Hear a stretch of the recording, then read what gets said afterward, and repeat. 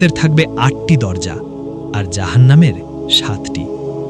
প্রতিটি জান্নাতের দরজার নাম হবে এক একটি বিশেষ নেক আমলের নামে। নামাজীদের জন্য থাকবে বাবুস সালাহ, জিহাদকারীদের জন্য বাবুল জিহাদ, গোপনে সদকা দেওয়া দয়ালুদের জন্য বাবুস সাদাকা, আর সবচেয়ে প্রিয় দরজা বাবুর রাইয়ান।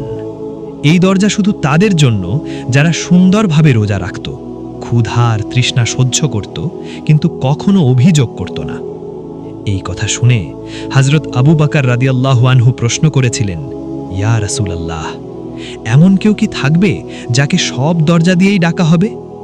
রাসূলুল্লাহ মুচকি হেসে বলেছিলেন, হ্যাঁ আবু বকর, আর আমি আশা করি তুমি তাদের মধ্যেই একজন। এরপর রাসূলুল্লাহ পুরো উম্মতকে সুসংবাদ দিয়ে বললেন, তোমরা শ্রেষ্ঠ উম্মত, কারণ তোমরা শেষ উম্মত হয়েও সবার আগে জান্নাতে প্রবেশ করবে।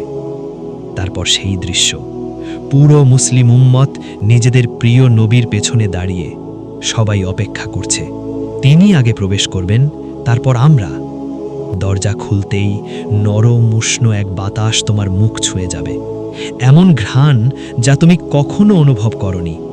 দুনিয়ার সবচেয়ে দামি সুগন্ধিও তার সামনে কিছুই না।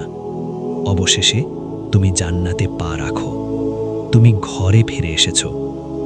কিয়ামতের দিন যখন অন্ধকার নেমে আসবে আর মানুষ সিরাত পার হতে গিয়ে হোঁচট খাবে, তখন মুমিনদের নেক আমল তাদের শরীর জুড়ে নূর হয়ে জ্বলবে। এই নূর তাদের মুখ, হাত, পা আর পুরো দেহে ছড়িয়ে পড়বে, এবং জান্নাতে প্রবেশের পর এই নূর চিরস্থায়ী সৌন্দর্যে পরিণত হবে। রাসূলুল্লাহ সাল্লাল্লাহু আলাইহি ওয়াসাল্লাম বলেছেন, জান্নাতীরা হযরত আদম আলাইহিস সালামের আকৃতির হবে। বয়স হবে ৩৩ বছর, কোনো বার্ধক্য নেই, কোনো ক্লান্তি নেই, কোনো রোগ নেই। দুনিয়ার মুমিন নারীরা জান্নাতের হুরদের চেয়েও বেশি সুন্দর হবে, কারণ তাদের ইবাদত, নামাজ, রোজা, দোয়া তাদের গায়ে নূরের সৌন্দর্য যোগ করে দেবে। জান্নাতে কেউ একা থাকবে না, প্রত্যেকের সঙ্গী থাকবে। দুনিয়ার সব দুঃখ, রাগ, অভিমান, কষ্ট সব মুছে যাবে। শুধু থাকবে ভালোবাসা, শান্তি